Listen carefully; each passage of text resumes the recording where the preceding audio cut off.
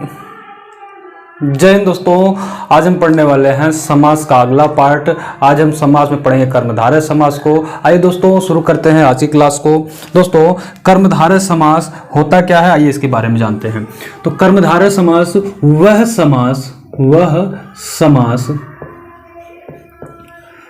समास जो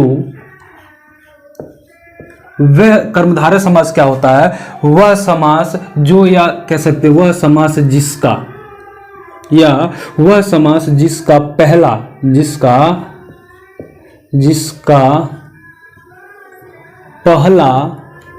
वह समास जिसका पहला पद या पूर्व पद कह सकते हैं, पहला या पूर्व पद, ठीक है, विशेषण। पहला या पूर्व पद क्या होता है, विशेषण,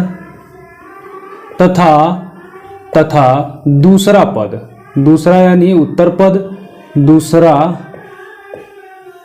पद विशेष से होता है। क्या होता है, विशेष से होता है। तो वह समास जिसका पहला पद विशेषण और दूसरा पद विशेष से होता है, वही हमारा क्या होता है, तो वो हमारा होता है कर्मधारय समास। ठीक है, या कह सकते हैं जिसका पहला पद उपमेय हो और दूसरा पद उपमान हो। जिसका पहला पद उपमेय हो या उस दूसरा पद या क्या हो, उपमान हो, उसे हम कर्मधारय समास कहते हैं। तो दो बातें इसमें निश्चित हैं कि या तो पहला शब्द जो है विशेषण हो या उपमेय हो, ठीक है, और दूसरा शब्द या तो विशेष से हो या फिर विशेषण हो। ठीक है, तो ये दो बातें आपको क्लियर करनी है।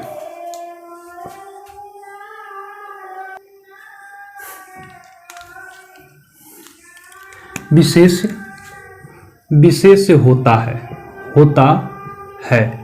तो वह पद या जिसका वह समास जिसका पहला पद विशेषण और दूसरा पद विशेष से हो, वह क्या होता है, हमारा विशेषण होता है, कर्मधारय समास होता है। या पहला पद क्या हो, उपमेय हो और दूसरा पद उपमान हो। ठीक है दोस्तों, सबसे पहली बात विशेषण किसे समझते हैं, इसमें चार चीजें आती हैं। चलिए इसको पूरा कर देते हैं। या पूर्व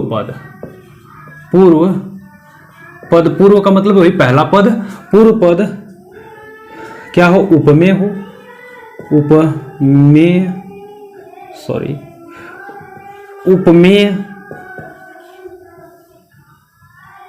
पूर्व पद उपमेय, तथा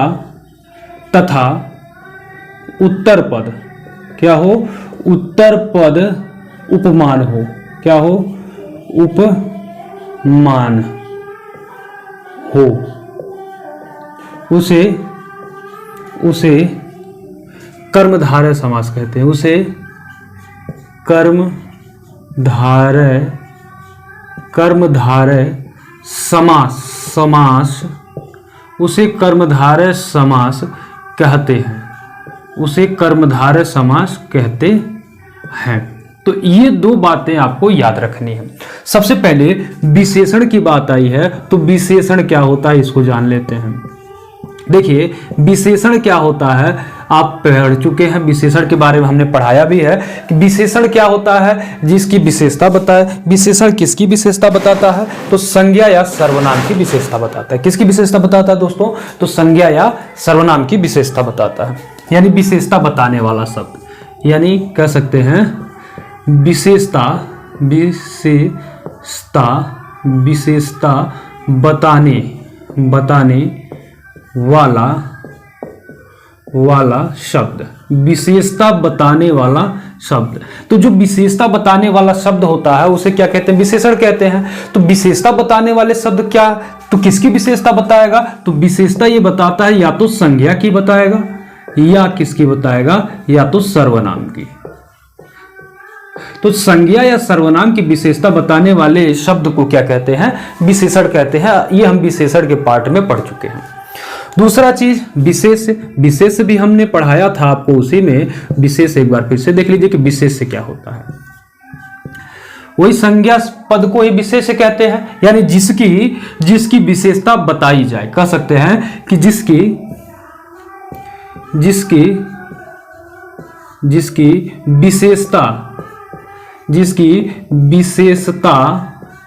विशेषता बताई जाए। तो जिसकी विशेषता बताई जाएगी वही हमारा क्या होगा, विशेष्य होगा। उसी प्रकार से उपमेय क्या होता है उसको भी जान लीजिए कि उपमेय क्या है और उपमान क्या है। तो देखिए उपमेय क्या होता है, इसमें भी उपमेय जिसकी विशेषता बताई जाए, जिसकी विशेषता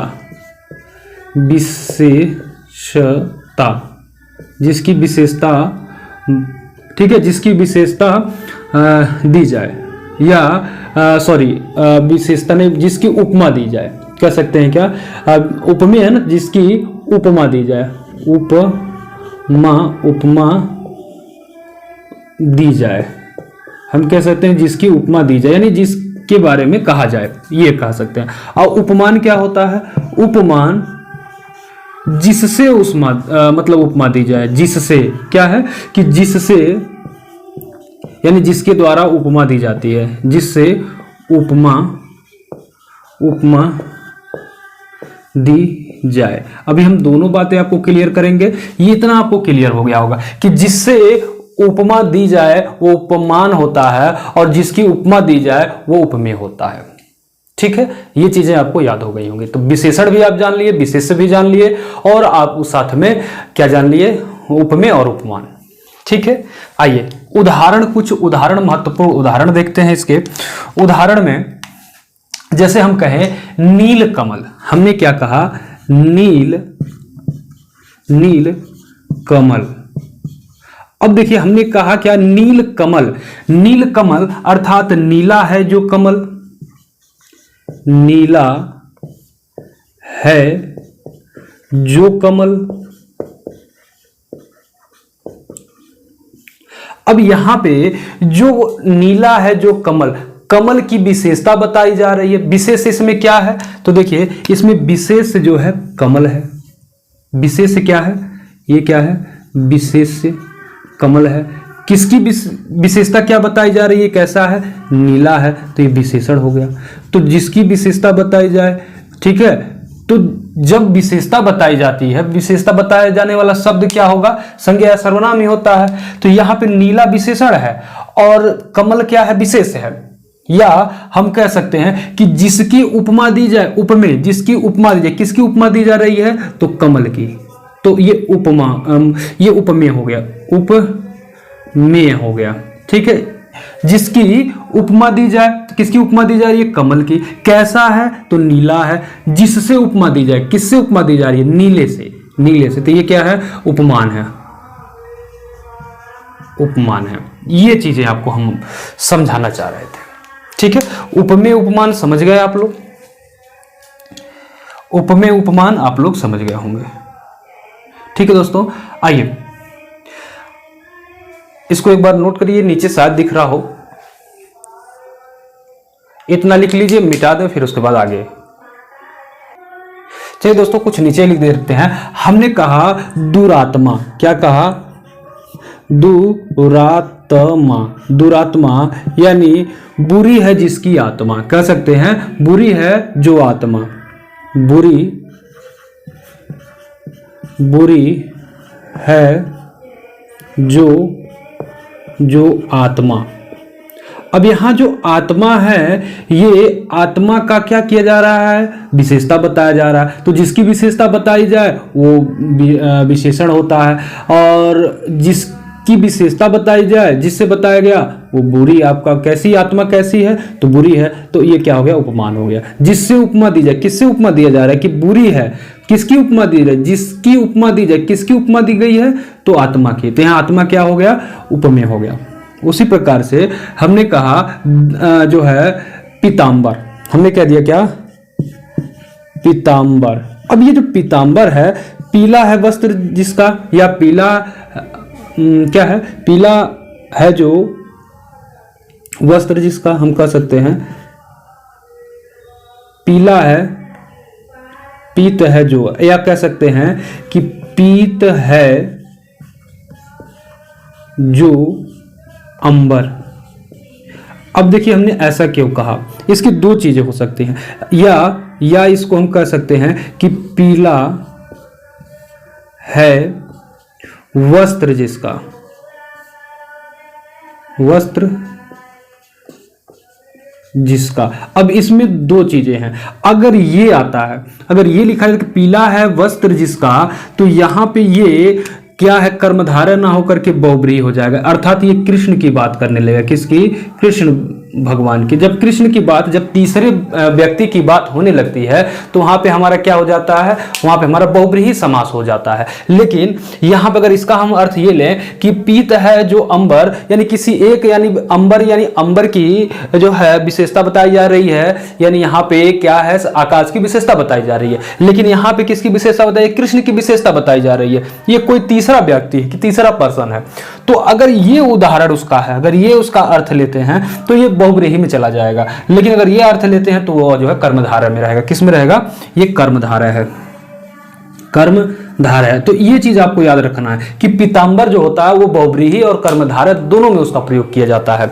ठीक है, जैसे हमने कहा क्या, कलकत्ता, ठीक है, या कनकलता कह दिए। चलिए यहां पे लिख देते हैं हम, यहां पे अंडरलाइन करके। चलिए हमने एक शब्द लिखा कनकलता, कनकलता, कनकलता। अब कनकलता क्या है? कनक के समान लता, कनक के समान लता, कनकलता हो गया। अगर हमने कहा कि कह दिया हमने मुखचंद्र, हमने क्या कह दिया? मुख चंद्र, यानी चंद्रमा के समान मुख, चंद्रमुख भी कह सकते हैं। ठीक है, यानी चंद्र के समान मुख, चंद्र के समान, चंद्र के समान मुख। ठीक है, चंद्रमुख हो गया या मुखचंद्र, मुखचंद्र हो गया यहाँ पे मुखचंद्र। ठीक है, हम कहें नरसिंह, हमने कहा नरसिंह। अब नरसिंह, एक नरसिंह क्या हो गया? नरसिंह में आपका हो गया सिंह के समान, सिंह, सिंह के समान, सिंह के समान, या कह सकते हैं सिंह के समान नर, यानी शेर के समान नर, यानी शेर का जिगरा लेकर के पैदा होने वाला नर नरसिंह कहलाता है। हमने कहा घनश्याम, घन श्याम। घन श्याम का समास विग्रह क्या होगा कि घन के समान, घन के समान, घन के समान श्याम, श्याम, घन के समान श्याम। ठीक है, घन मतलब वो काला वाला घन जो बादल होता है, बादल यानी श्यामला घन। घनश्याम कैसे थे? श्यामले थे। हमने कहा महादेव, महादेव, तो महादेव किस में आएंगे? तो महादेव जो आपके हैं ये किस में आएंगे? महान है जो देव, महान है जो देव। तो यहां पे देखिए ये देव क्या है? ये आपका देव उपमेय है, सॉरी उपमान है, और महान क्या है? उपमेय है। तो हमने कहा भी है कि उपमेय क्या होता है? जिसकी उपमा दी जाए, किसकी उपमा दी जा रही है? देव की। और जिससे उपमा दी जाए वो उपमान होता है। तो किससे उपमा दिया जा रहा है? कि महान से। उपमा क्या है? महान है। इसमें घन उपमान है, इसमें सिंह उपमान है, इसमें चंद्र उपमान है, इसमें ये है। यानी यहाँ पे कनक क्या है? विशेष्य है। ये क्या है? चंद्र विशेष्य है। ये सिंह क्या है? विशेष है। घन क्या है? विशेष है। महान क्या है? विशेष है। और बाकी इधर के जो है वो सब विशेषण है। ठीक है, तो आई होप दोस्तों आपको कर्मधारय समास बिल्कुल अच्छे से आप लोग समझ गए होंगे। तो चलते हैं नेक्स्ट अपने पार्ट पे बहुब्रीहि समास के सामने।